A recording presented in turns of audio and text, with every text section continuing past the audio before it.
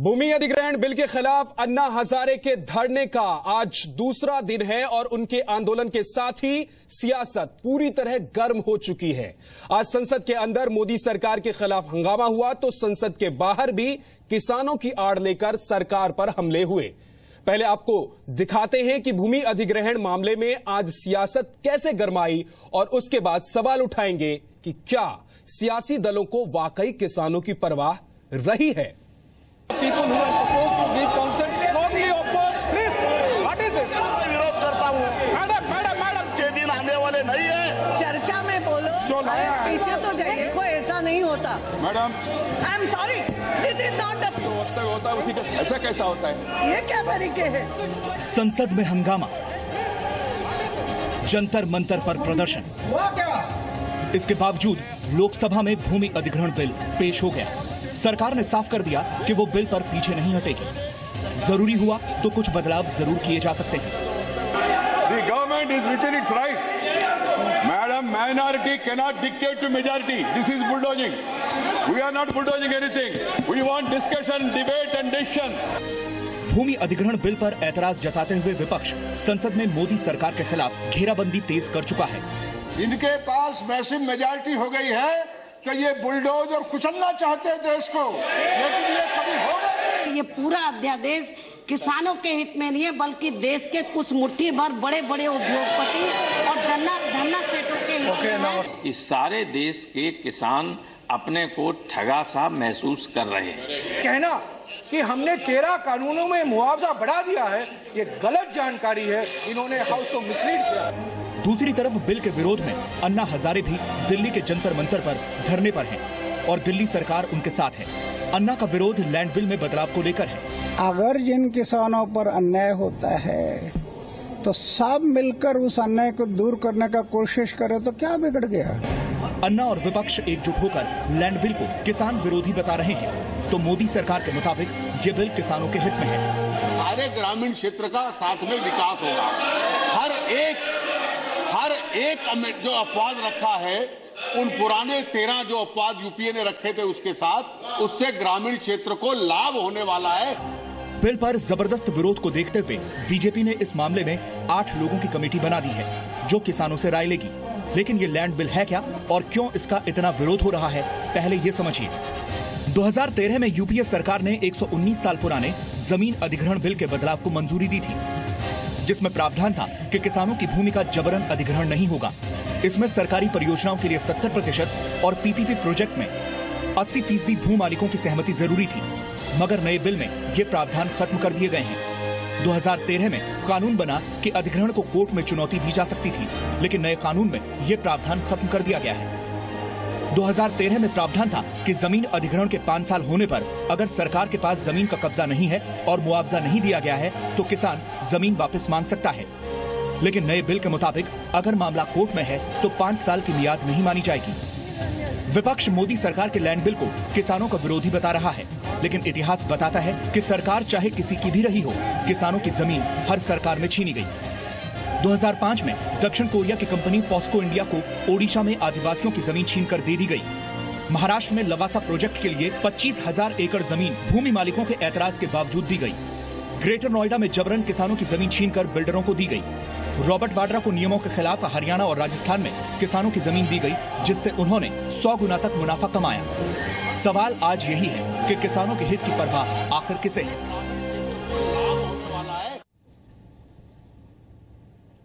तो ताल ठोके में आज हम सवाल पूछेंगे कि किसानों की परवाह किसको है। क्या पहले जो सरकार थी उसको किसानों की परवाह रही है, या फिर जो नई सरकार आई है जिसने ये अध्यादेश लाया है उसको किसानों की परवाह है। सरकार किस हद तक पूंजीपतियों के पक्ष में बात कर रही है और आम आदमी को किस हद तक दरकिनार किया जा रहा है। इस मुद्दे पर बात करने के लिए हमारे साथ बीजेपी के प्रवक्ता श्रीकांत शर्मा, कांग्रेस के प्रवक्ता संजय निरुपम, वरिष्ठ पत्रकार आलोक मेहता और कुछ ही देर में स्वाभिमान पक्ष पार्टी के नेता राजू शेट्टी भी जुड़ेंगे। लेकिन सबसे पहले सवाल आलोक मेहता जी आपसे ही मैं शुरू कर लेता हूं इस बहस को कि क्या ये जो सरकार है, क्या ये जो अध्यादेश है वो आम आदमी के लिए, किसानों के लिए है, क्या किसानों के हित में है, या फिर पूंजीपति की तरफ देख रही है ये सरकार और विकास का यही मॉडल है?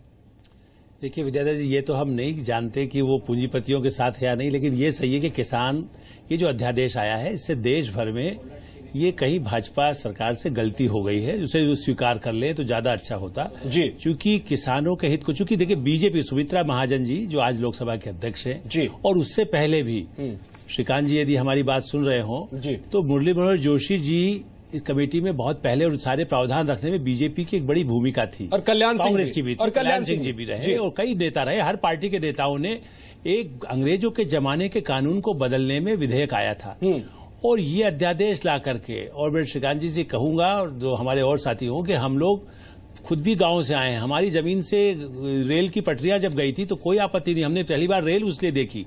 तो मुझे लगता है कि रेल बनाए, सड़क बनाए, सड़क पर काम कराएं, लेकिन आप किसानों की जमीन जबरन ले लें और उसके बाद उसको कह दें, जेटली जी बड़े विद्वान हैं, बड़े हमारे, मैं उनकी इज्जत करता हूं, पैसा टुकड़ा फेंक दें 4 गुना, आप मुझे 100 गुना दे दीजिए श्रीकांत जी या जेटली जी, लेकिन मैं नहीं मानूंगा आपकी बात, क्योंकि 100 गुना पैसा देने से मैं खरीदा नहीं जा सकता जो गरीब किसान है। ठीक है आलोक जी, श्रीकांत जी को शामिल कर लेते हैं इस बहस में। श्रीकांत जी, मुझे ये बताइए कि जल, जंगल और जमीन पर जो किसानों का थोड़ा बहुत अधिकार बचा था उसको भी आप लोग खत्म करने की कोशिश क्यों कर रहे हैं?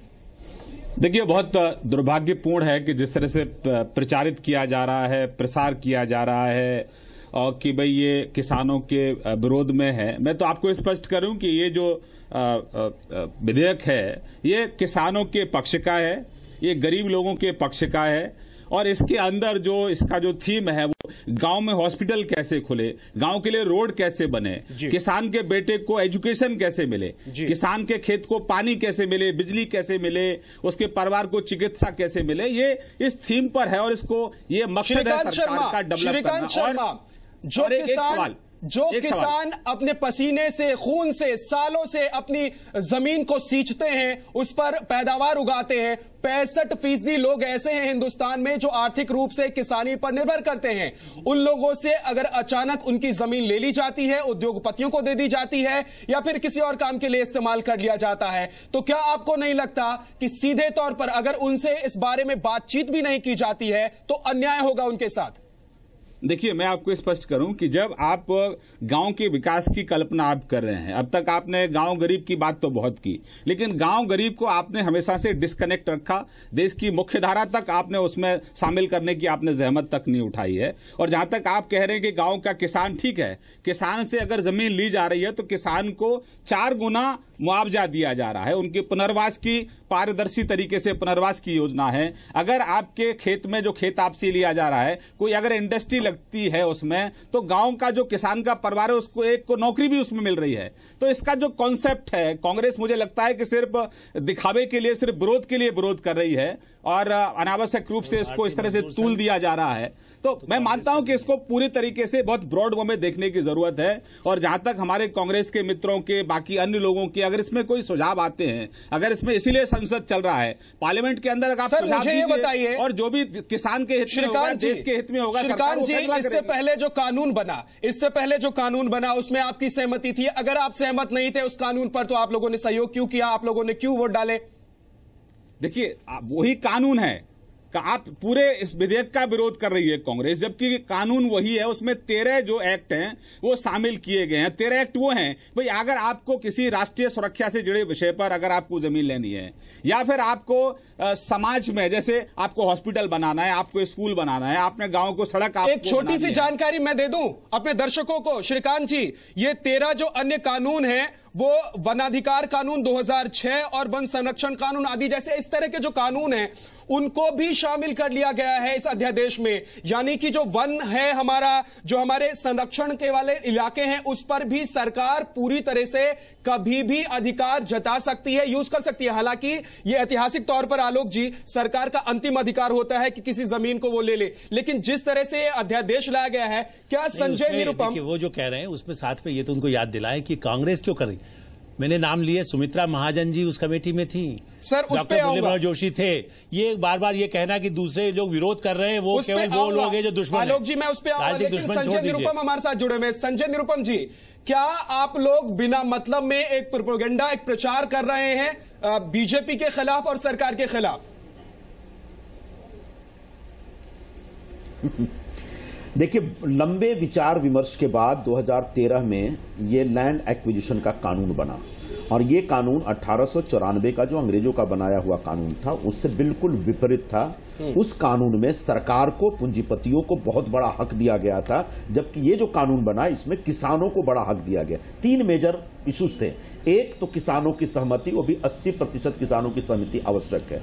2, जो सिंचित भूमि है जहां पर फसलें होती है उन जमीन को आप नहीं ले सकते। तीसरी बात यह है कि हर किसान को अगर उसकी आप जमीन लेते हैं तो उसको विरोध करने का हक है। इन तीनों बुनियादी मुद्दों को बदल दिया गया। मतलब 2013 का जो कानून था उसकी आत्मा को मार दिया गया। वो कानून किसानों के हित के लिए था।